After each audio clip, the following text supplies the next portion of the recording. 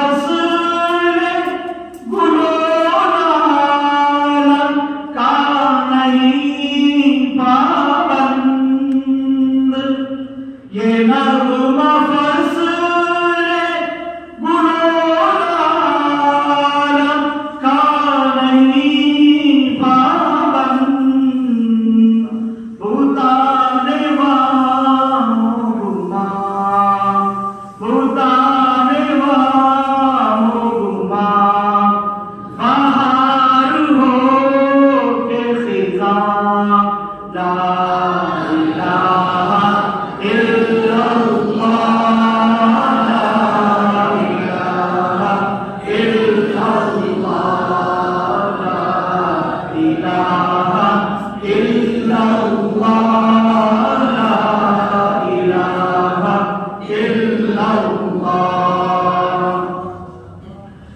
अगरचे खुद है जमात की आस्तीनों में, अगरचे खुद है जमात की आस्तीनों में, मुझे है हुक्म अता, मुझे है हुक्म अता, ला इलाहा इल्लल्लाह, ला